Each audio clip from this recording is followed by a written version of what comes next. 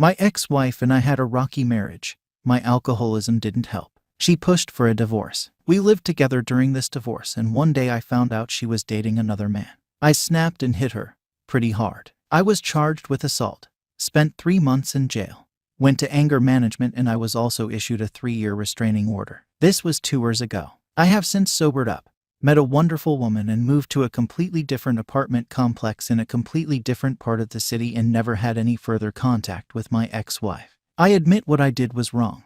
I paid the price. I've seen reestablished myself. My current woman, who I've been in a relationship with for 2 years, is aware of this background story, which makes things slightly easier. Well unknown to me, my ex moved into my apartment complex about 5 months ago with her now new husband, who had always lived here. I did not know this. I saw her in the lobby just before New Year's. She greeted me. I turned shocked and said hello. She asked me what I was doing in the lobby. I said I was just coming in from work. She told me that the restraining order is still in effect and I need to move out. I tried to reason with her and told her I'd be happy to steer clear of her.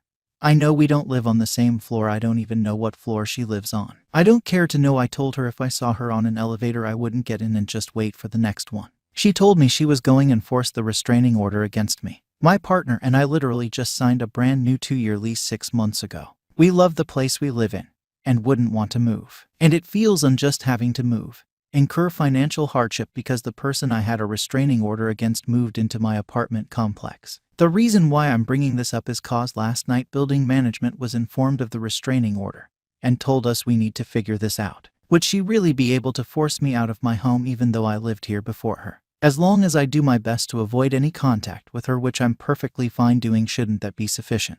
I work a really early schedule, and the fact is she was dating this guy and coming over to this apartment complex for the entire time I've been here. And we ran crossed paths. And she's been living here full-time for 5 months and just recently crossed paths. Not sure what to do. FYI, this is New York City. Update. The public defender that represented me was no longer practicing in the NYC area, but I retained a lawyer who was a friend of a friend who had experience in this area. My lawyer got references from my employer, and AA sponsor. Our goal was to get the restraining order modified to a simple no-contact order with no distance requirements so I could continue living with my partner. I spoke to the judge, told him my story, what I had done to correct my past transgressions. He reviewed my record. We submitted our references. During this time period, I was crashing on a friend's couch as to not violate my protective order. Poe said I had paid my fines, followed all the rules, and never once had to remind me of my restrictions, and so forth, and said he was impressed with my turnaround.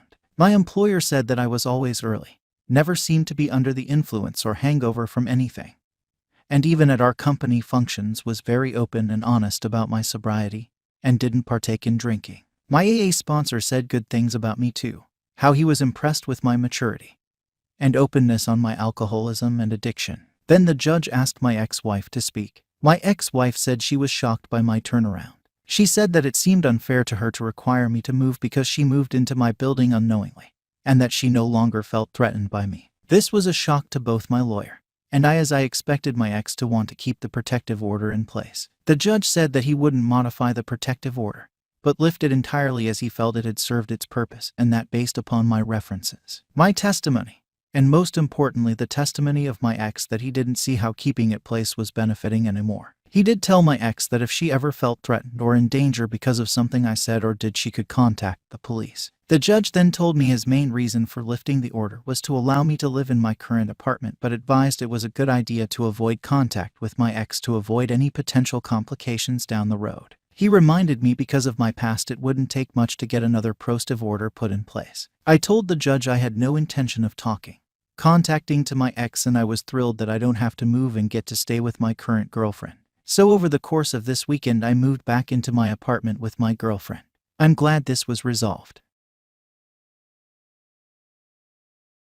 Oops, fiancé canceled their wedding because she fell while performing a handstand.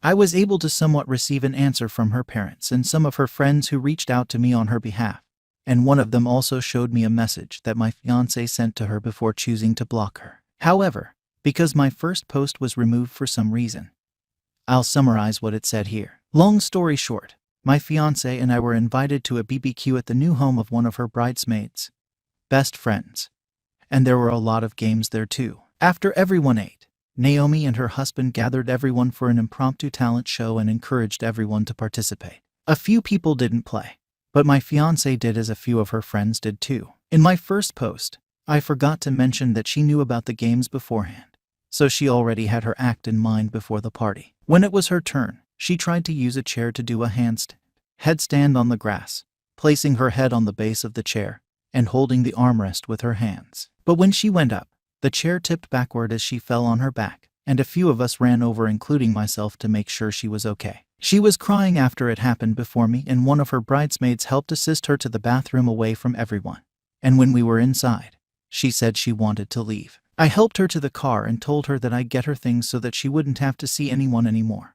And the bridesmaid, best friend, stayed with her by the car as I did this. She was still crying on the drive back, and when we got home, she wanted to be left alone. I figured it was best not to push her into talking, so I tried my best to give her the space she wanted. She didn't talk about it until the next day, when she told me that she wanted to uninvite everyone at the party that saw her fall, and that was our first conversation. I told her that while I understood it was embarrassing and couldn't understand what she was feeling, uninviting everyone seemed like a bit much and might be emotional thinking too. But after I said that, she said that she wanted to postpone the wedding, and I told her that she should take more time because she might feel differently in a few days. And she didn't find solace when I told her that no one would care in a couple of days too. She then said she didn't want to talk anymore and decided to sleep downstairs and eat separately from that night on, and it really hurt when she did that. However, she also decided to contact the wedding planner and tell her that we decided to cancel behind my back.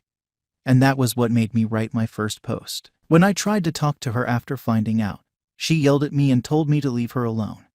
And that was when I reached out to my parents, who suggested that I try to contact hers. Update. After ignoring me and telling the planner we were canceling, I felt that that was her way of saying we were done despite not officially saying it to me. When I tried to reach out to her parents numerous times before my first post, they missed every call and never returned my detailed email about what had happened in the week since the party. A few people commented that I wasn't being considerate of her feelings, but I feel like I tried my best to support her. From helping her leave without seeing anyone, getting her things, and not pushing her to talk until she was ready.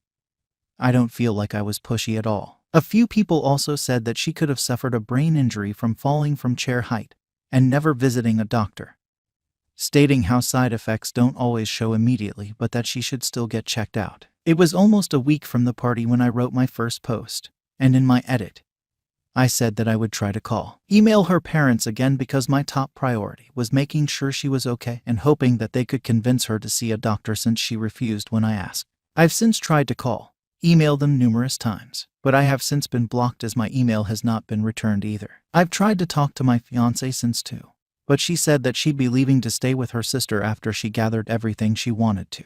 I'll get back to that in a moment, but in my last post, I mentioned how her best friends, bridesmaids, reached out to me to ask me how she was doing since the fall, and they also told me that she had ghosted their texts, calls, and that they were concerned about her. I was surprised because some of them were her best friends, and if she'd vent to anyone, I figured it'd be them. They were also concerned that she didn't get checked and had left their messages on read, but as of writing this, she has also blocked them too. However, one of her best friends sent me a text that my fiancé sent to her about the bridesmaid who helped her to the bathroom, and as far as I know, she's the only one who received a response so far. Long story short, my fiancé vented to her about how she didn't want help when she and a few others, including myself, ran over after she fell. And she also vented about how Naomi and her husband were show-offs for hosting a barbecue in their new home, among other things. However, when the best friend told her that no one was thinking about her fall and that everyone who ran over was genuinely concerned about her and that she should get herself checked, that's when she blocked her and didn't respond. As of right now, my ex-fiancé is staying with her sister after she came over to help her with her things. And it was only when she was there that my fiancé finally decided to say that she was done. I told her that I received the message when she told the planner we had canceled behind my back. But some of her best friends told me that they were sorry for me and that they were surprised with her actions too after hearing about how she treated me at home.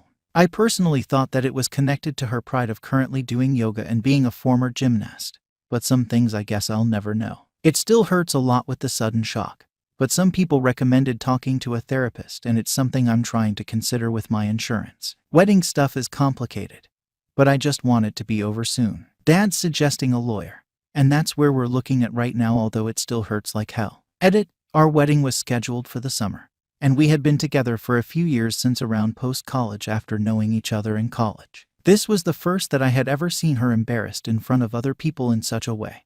But when others asked if she had shown similar reactions to things not going her way in the past, this was the first embarrassment like this. I don't know if she's faced similar things at her job, but she does not work at a customer-facing company, and never told me if it ever did.